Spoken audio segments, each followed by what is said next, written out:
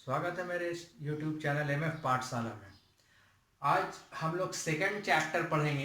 ठीक है, ये चैप्टर सेकंड है इकोनॉमिक्स क्लास 12 का, लेकिन ये यूनिट 1 के अंदर में आता है। इससे पहले आप देख सकते हैं कि इससे पहले जो मैंने चैप्टर पढ़ाया है सर्कुलर फ्लो ऑफ इनकम, पहले आप उसको पढ़ लें और उससे पहले आप सिलेबस जान लें कि किस तरीके से मैंने national income and related aggregates को अलग अलग 4 हिस्सों में बांटा है। तो उसी तरीके से उसका पहला चैप्टर हम लोग पढ़ चुके हैं, आप मेरे चैनल में जाके देख सकते हैं। आज हम लोग उसी का दूसरा चैप्टर पढ़ेंगे, basic concepts of macroeconomics. Macroeconomics का बेसिक कॉन्सेप्ट हम लोग जानेंगे। Clear to everyone? तो स्टार्ट कर रहे हैं चैप्टर, समझने का कोशिश करते हैं basic concepts of macroeconomics. कुछ कॉन्सेप्ट मैक्रो इकोनॉमिक्स का जो काम आएगा हम लोगों को मेजरमेंट ऑफ नेशनल इनकम में और जनरल टॉपिक को समझने में। बहुत इंटरेस्टिंग चैप्टर है, उम्मीद करते हैं आप लोगों को समझ में आएगा। ठीक है, सबसे पहले हम लोग अभी फिलहाल देखते हैं कि अभी हम लोग 3-4 टॉपिक को डिस्कस करेंगे। ठीक है, उसके बाद फिर थोड़ा देर के बाद दूसरा टॉपिक को डिस्कस करेंगे। वो 4 टॉपिक में सबसे पहला रहेगा आपका domestic territory. Clear to everyone? दूसरा रहेगा नॉर्मल रेसिडेंट। उसके बाद हम लोग पढ़ेंगे सिटीजनशिप के बारे में और रेसिडेंटशिप के बारे में। ये होता क्या है? अभी तो सिटीजनशिप बहुत नाम में था, ठीक है, सिटीजन अमेंडमेंट एक्ट भी आया था। तो ये सिटीजनशिप आखिर होता क्या है, इसके बारे में हम लोग जानेंगे। क्लियर है? तो स्टार्ट करें, सबसे पहले समझते हैं डोमेस्टिक टेरिटरी। 2 तरह का टेरिटरी होता है, एक होता है पॉलिटिकल टेरिटरी और एक होता है डोमेस्टिक टेरिटरी। क्लियर है? अब सर फर्क क्या होता है दोनों में? तो पॉलिटिकल टेरिटरी जहां तक सरकार का, उस कंट्री के गवर्नमेंट का लीगल ताकत हो, वो उसका पॉलिटिकल टेरिटरी कहलाता है। जैसे फॉर एग्जांपल, ये मान लेते हैं इंडिया का नॉर्थ साइड है, नीचे वाला साइड हम बनाए, तो जितना भी इंडिया है, ठीक है, उसमें पूरा इंडिया का ताकत है, इंडिया का लॉ चलता है, इंडियन गवर्नमेंट का लॉ चलता है। ठीक है, जो बोलेगा वो कर सकता है।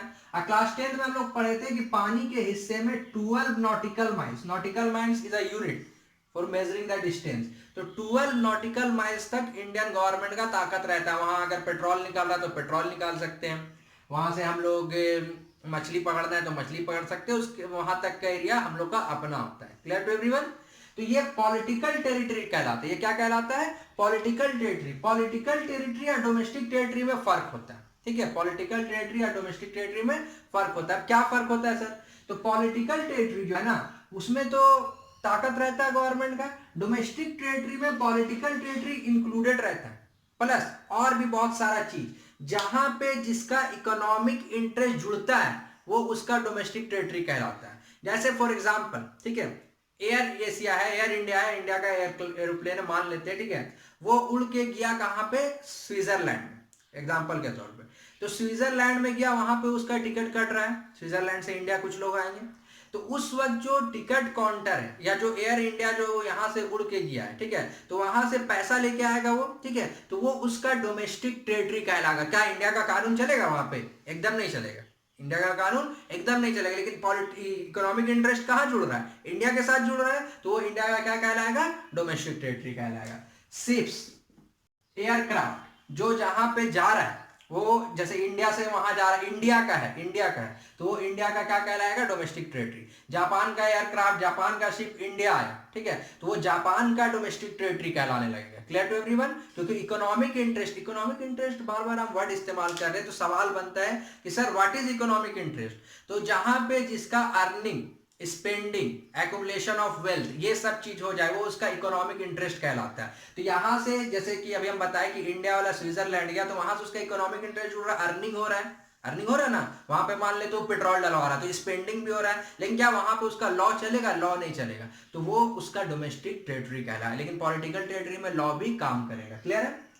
फिशिंग व्हीकल्स, जो भी फिशिंग व्हीकल्स है, ठीक है, मछली मारने वाला जो इंटरनेशनल में मान लेता है, अभी बताया ना 12 नॉटिकल माइल, अगर इसके आगे जाके परमिशन लेके हम लोग इंटरनेशनल ऑर्गेनाइजेशन से इसके आगे जाके काम करते हैं, तो ये आपका क्या कहलाएगा? इंटरनेशनल बाउंड्रीज है। लेकिन उस वक्त वो क्या कहलाएगा? हमारे लिए हमारा डोमेस्टिक टेरिटरी कहलाएगा। नेचुरल गैस आ रहा है, ये सब चीज आ रहा है, तो वो सब चीज जहां से आ रहा है, जो एरिया है जहां पे इकोनॉमिक इंटरेस्ट जुड़ा हुआ है, वो क्या कहलाएगा? डोमेस्टिक टेरिटरी कहलाएगा। ठीक है? इम्बैसीज, जानते हैं इम्बैसीज? बड़ा इंटरेस्टिंग है, इम्बैसीज को हम लोग को समझना बहुत जरूरी है। 2-3 फिल्म का एग्जांपल दे देते हैं ताकि क्लियर हो जाए। बजरंगी भाईजान देखे होंगे, ठीक है, तो वो लड़की को जो वहां पे छोड़ने के लिए जाता है कि हाँ हम इसको आए हैं यहाँ पे, आप यहाँ बोलता है कि अभी बंद है, पासपोर्ट है इसका, वीजा है इसका, जो पूछता है वहां पे, ठीक है, जहाँ पे फिर कुछ देर के बाद हमला भी हो जाता है, वो पाकिस्तान का एम्बेसी था। कहाँ था?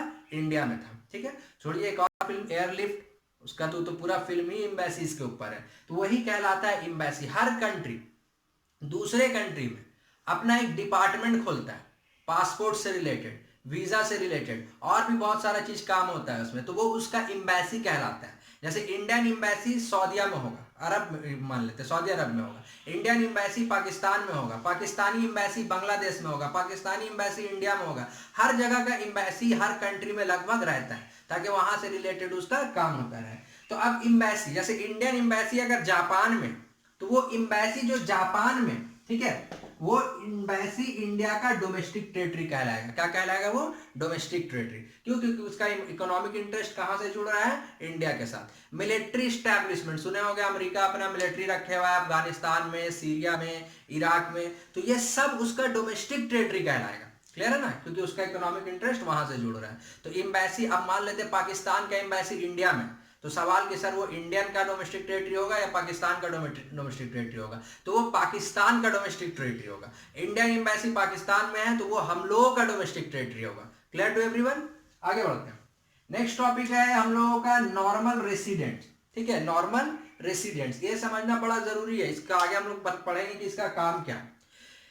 तो जो जहां पे रिसाइड्स रहे, रिसाइड्स इन द कंट्री, जो जहां पे रिसाइड रहे यानी रहे वहां पे, ठीक है, 1 साल से ज्यादा या वहीं पे वो रहता है, ठीक है, और उसका इकोनॉमिक इंटरेस्ट भी वहीं पे जुड़ा हुआ, सेंटर ऑफ इकोनॉमिक इंटरेस्ट भी वहीं पे हो, वो वहां का नॉर्मल रेसिडेंट्स कहलाएगा। ठीक है, जैसे फॉर एग्जाम्पल समझते बढ़िया से, हम चले गए अमेरिका, ठीक है, अमेरिका में 2-4 महीना रहे, हम इंडिया पैसा भेज दे रहे अपने फैमिली को, ठीक है, तो हम नॉर्मल रेसिडेंट इंडिया का कहलाएंगे, अमेरिका का नहीं कहलाएंगे। क्यों? सवाल, क्योंकि हम वहां पे इकोनॉमिक इंटरेस्ट मेरा वहां नहीं जुड़ रहा है, मेरा इकोनॉमिक इंटरेस्ट कहां जुड़ रहा है? इंडिया के साथ जुड़ रहा है, तो हम इंडिया का नॉर्मल रेसिडेंट कहलाएंगे। और सिटीजन भी इंडिया का, सिटीजन हम पढ़ेंगे थोड़ा देर के बाद, ठीक है, पहले इसको समझते हैं। अब कोई चला गया अमेरिका, साल भर से ऊपर हो गया, वहीं रह रहा है, वहीं खा रहा है, वहीं खर्चा कर रहा है, वहीं पे सब कुछ है उसका, वो इंडिया में ना पैसा भेज रहा है, ना इंडिया से उसको कोई लेना देना फैमिली से, या फैमिली को लेके वहां पे वो शिफ्ट हो गया, ठीक है, तो वो वहां का नॉर्मल रेसिडेंट्स कहलाएगा। यानी जिसका इकोनॉमिक इंटरेस्ट, या जिस, यहाँ एक चीज और क्लियर कर दे रहे, this is denoted for the individual और एज वेल एज इंस्टीट्यूशन, यानी कोई इंसान के लिए भी और कोई डिपार्टमेंट, कोई इंस्टीट्यूशन के लिए भी, जिसका इकोनॉमिक इंटरेस्ट जहां पे जुड़ा हुआ रहेगा, वो वहां का नॉर्मल रेसिडेंट्स कहलाएगा। क्लियर है सबको? जिसका इकोनॉमिक इंटरेस्ट जहां पे जुड़ा हुआ रहेगा, वो वहां का क्या कहलाएगा? नॉर्मल रेसिडेंट्स कहलाएगा। ठीक है, और वो वहीं पे रहता भी, वो वहीं पे रहता भी हो। ये 2 कंडीशन है। अब देखते हैं कौन कौन नॉर्मल रेसिडेंट्स में नहीं आएगा। तो टूरिस्ट और विजिटर्स, ठीक है, जो घूमने के लिए आया 2 महीना, 6 महीना, 1 महीना, 10 दिन, 15 दिन घूमेगा, चल जाएगा, ठीक है, तो वो क्या नॉर्मल रेसिडेंट कहलाएगा? इंडिया का नहीं कह रहा है, क्योंकि वो हम यहाँ पे नहीं रह रहा है। ये दोनों कंडीशन फुलफिल होना चाहिए। फॉरेन स्टाफ ऑफ एम्बेसीज, अब जैसे यहीं पे हम एग्जांपल दिए, जापान का एम्बेसी है इंडिया में, ठीक है, वहां पे कुछ जापानी लोग भी काम करेंगे, तो वो क्या इंडिया का नॉर्मल रेसिडेंट कहलाएंगे? नहीं कहलाएंगे। वो कहाँ का नॉर्मल रेसिडेंट है? जापान का। क्लियर है सबको? डिप्लोमेट्स, आर्म फोर्स, ये जो मिलने के लिए आते हैं डिप्लोमेट्स लोग, या जो रखा जाता है डिप्लोमेट्स को बात करने के लिए फॉरेन रिलेशन में, ये सब चीज जो है नॉर्मल रेसिडेंट वो जहां के है वहां के कहलाएंगे, ना कि जिनको वहां पे जहां पे रखा गया वहां कहलाएंगे। जैसे फॉर एग्जांपल हमको जापान का एम्बेसीज में रखा गया, ठीक है, जापान में एक इंडियन एम्बेसी खुला है, हमको वहां पे रखा गया, ठीक है, इंडियन एम्बेसी इन जापान, वहां पे हमको रखा गया, तो हम नॉर्मल रेसिडेंट वहां का नहीं है, हम नॉर्मल रेसिडेंट कहाँ का है? इंडिया का। ठीक है, इसी को दूसरा तरीका समझते हैं। अगर हम जापान चले गए, वहीं रह रहे हैं, वहीं कमा रहे हैं, वहीं खा रहे हैं, 1 साल से ज्यादा हो गया है मेरा, तो अब हम नॉर्मल रेसिडेंट कहाँ के हो गए? जापान के हो गए। यानी इट मीन्स कि सेंटर ऑफ इकोनॉमिक इंटरेस्ट उसका वहां पे हो रहना चाहिए, और वो वहां पे रहना भी चाहिए, और इकोनॉमिक इंटरेस्ट भी वहीं से जुड़ा होना चाहिए। इंटरनेशनल ऑर्गेनाइजेशन, अब इंटरनेशनल यूएनओ, डब्ल्यूएचओ, ये सब इंटरनेशनल ऑर्गेनाइजेशन है, तो उन लोग जो जहां पे रहता है, जैसे मान लेते हैं इंटरनेशनल ऑर्गेनाइजेशन में कोई अमेरिका का लोग काम कर रहा है, ठीक है, तो वो अमेरिका का नॉर्मल रेसिडेंट कहलाएगा। वो इंटरनेशनल ऑर्गेनाइजेशन मान लेते हैं कि इंडिया में अभी वर्क कर रहा है, ठीक है, वो आदमी यहाँ पे, लेकिन यहाँ का वो नॉर्मल रेसिडेंट नहीं है, नॉर्मल रेसिडेंट वो कहाँ कहलाएगा? अमेरिका का। क्लियर है? वो अमेरिका का नॉर्मल रेसिडेंट कहलाएगा, जो इंटरनेशनल ऑर्गेनाइजेशन में काम करेगा। Even international organisation, international area का नॉर्मल रेसिडेंट कहलाएगा, जो यूएनओ, डब्ल्यूएचओ, यूनिसेफ, जितना भी इंटरनेशनल ऑर्गेनाइजेशन है वो इंटरनेशनल ऑर्गेनाइजेशन का नॉर्मल रेसिडेंट कहलाएगा। Clear to everyone? ठीक है, यानी ये कोई कंट्री से रिलेटेड नहीं कि जरूरी नहीं कि उसी कंट्री का, पूरा ऑर्गेनाइजेशन का वो क्या कहला रहा है, नॉर्मल रेसिडेंट कह रहा है। लेकिन जो उसमें काम कर रहा है वो जहां का है वो वहां का नॉर्मल रेसिडेंट कहलाएगा। क्लियर है? उम्मीद करते हैं समझ में आया होगा। आगे बढ़ते हैं हम लोग। ठीक है, नेक्स्ट टॉपिक है हमारा सिटीजनशिप। ठीक है, नागरिकता। सिटीजनशिप मतलब क्या हुआ, नागरिकता। तो नागरिकता इंडिया के लिए हम लोग समझते हैं, हर कंट्री के लिए अलग अलग, एक दो कंट्री अभी हम एग्जांपल देंगे। तो इंडिया के लिए नागरिकता पाने का क्या तरीका है, तो जो इंडिया में पैदा हुआ, ठीक है, थोड़ा सा भी चेंज हुआ है लेकिन अभी फिलहाल इसी को समझते हैं। सिटीजन अमेंडमेंट एक्ट आने के बाद कुछ बदलाव हुआ है उसमें, ठीक है, लेकिन फिलहाल इसी को समझते हैं। जो जहां पे पैदा हुआ, प्लेस ऑफ बर्थ, ठीक है, वो वहां का सिटीजन कहला गया, उसको वहां का सिटीजनशिप। तो जो जहां पे पैदा हुआ वो वहां का क्या हो गया, सिटीजन हो गया। ठीक है, तो उसको सिटीजनशिप वहां का मिल गया। लीगल प्रोविजन भी है कि आप अप्लाई कर सकते हैं सिटीजनशिप के लिए, आपको सिटीजनशिप मिल जाएगा। Clear to everyone? ठीक है, हर कंट्री में अलग अलग होता है, हर कंट्री में अलग अलग होता है। जैसे फॉर एग्जांपल हम ऑस्ट्रेलिया का एग्जांपल लेते हैं। ऑस्ट्रेलिया का क्या कॉन्सेप्ट है ना, कि अगर आप ऑस्ट्रेलिया में 10 साल रह गए, ठीक है, उसके बाद वहां पे एक एग्जाम होता है, यहाँ पे ऑस्ट्रेलिया से रिलेटेड चीजों को पूछा जाता है। वो एग्जाम को आप दिए, एग्जाम आप क्वालिफाई कर गए, तो आपको वहां का सिटीजनशिप मिल जाएगा। क्लियर है? बात समझ में आ रहा है? और बहुत सारा कंट्री ऐसा है कि जहां पे आप गए, वहां का लड़की या वहां का लड़का से आप शादी कर लिए, तो आपको वहां का सिटीजनशिप मिल जाएगा। क्लियर है? तो इस तरीके से सिटीजनशिप मिलता है, ये होता है सिटीजनशिप, नागरिकता। ठीक है, रेसिडेंटशिप क्या होता है?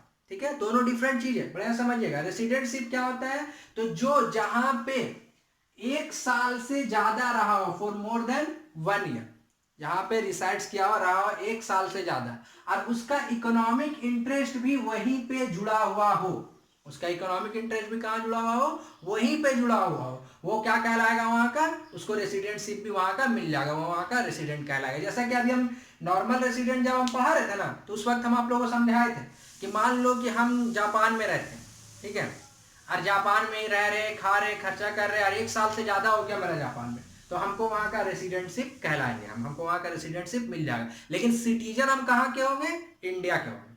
क्लियर है?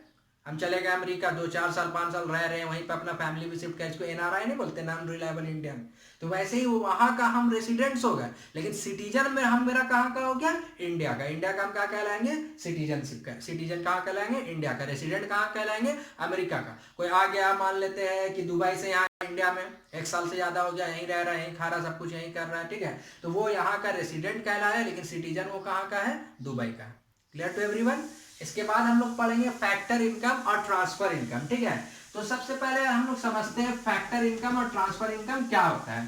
तो फैक्टर इनकम का मतलब होता है जो फैक्टर सर्विसेज के बदले में, फैक्टर सर्विसेज के बदले में, लास्ट चैप्टर में हम लोग पढ़ चुके हैं फैक्टर सर्विसेज होता क्या क्या है। ठीक है, तो जो फैक्टर सर्विसेज के बदले में, factor services means land, labour, capital, enterprise, ये पढ़ चुके हैं लास्ट चैप्टर में हम लोग इसके बारे में। तो फैक्टर सर्विसेज के बदले में जो पेमेंट होता है, लैंड के बदले में रेंट, लेबर को वेजेस, कैपिटल को इंटरेस्ट, कैपिटल के बदले में इंटरेस्ट, इंटरप्राइज को प्रॉफिट, तो ये फैक्टर सर्विसेज हुआ, और इसके बदले में जो पेमेंट हुआ ये कहलाता है फैक्टर पेमेंट्स। क्या कहलाता है ये, फैक्टर पेमेंट्स। क्लियर है? आ रहा बात समझ में? तो फैक्टर सर्विसेज के बदले में जो पेमेंट होता है, जो पैसा दिलाता है, वो क्या कहलाता है, फैक्टर पेमेंट्स। तो सर ये तो फैक्टर पेमेंट हो गया कि मान लीजिए लैंड के बदले में हमको ये मिल जा रहा है। बहुत सारा वैसा चीज होता है कि जो पैसा तो जाता है लेकिन उसके बदले में कुछ आता नहीं, जाता जरूर है लेकिन कुछ आता नहीं। क्या कुछ ऐसा होता है, सोच के देखिए, तो कुछ ऐसा होता है। जो भी चीज ऐसा होता है उसको ट्रांसफर इनकम बोलते हैं। क्या बोलते हैं उसको, ट्रांसफर इनकम, यानी जाता तो जरूर है लेकिन उसके बदले में कुछ आता नहीं। ठीक है, तो उसको क्या बोलते हैं हम लोग, ट्रांसफर इनकम, यानी जा तो रहा है लेकिन आ नहीं रहा, होता है कुछ ऐसा। सोचिए थोड़ा सा, रियल में ऐसा होता है। जैसे फॉर एग्जांपल हम किसी को मदद कर रहे हैं, तो क्या उम्मीद करते हैं कि वो भी हमको कुछ दे, मांगने वाला आता है ना घर के बाहर, हम लोग उसको कुछ दे रहे, ठीक है, तो उससे उम्मीद करते हैं कि वो भी कुछ हमको देगा, हम भी उसका घर के पास से पास होंगे तो हमको भी कुछ वो मदद कर देगा। ऐसा तो कोई उम्मीद नहीं करते। तो जो वन साइडेड होता है, वन साइडेड यानी एक तरफ से, ये क्या कहलाता है, ट्रांसफर इनकम। क्या कहलाता है ये, ट्रांसफर इनकम। जैसे गिफ्ट, गिफ्ट अगर हम किसी को दे रहे, ऐसे बहुत को होता है कि उम्मीद करता है कि हम दे रहे तो मेरे में भी देगा, लेकिन ऐसा कोई जनरल कॉन्सेप्ट नहीं है, ठीक है। गिफ्ट वो जो है वो वन साइडेड ट्रांसफर है, तो जो वन साइडेड जा रहा है उससे रिटर्निंग का कोई उम्मीद नहीं है, कुछ मिलने का उम्मीद नहीं, वो क्या कहलाएगा, ट्रांसफर इनकम। एड मतलब मदद होता है, एड, ठीक है, डोनेशन, गिफ्ट, स्कॉलरशिप, ये सब क्या है, वन साइडेड पेमेंट है, तो ये क्या कहलाएगा सर, ट्रांसफर इनकम। क्लियर है सबको। आज का क्लास में इतना ही, नेक्स्ट क्लास में इसका पार्ट 2 बनाऊंगा मैं, उसमें इस चैप्टर को कंप्लीट करेंगे हम लोग, ठीक है। अगर समझ में आया हो तो लाइक करें, सब्सक्राइब करें और शेयर करें।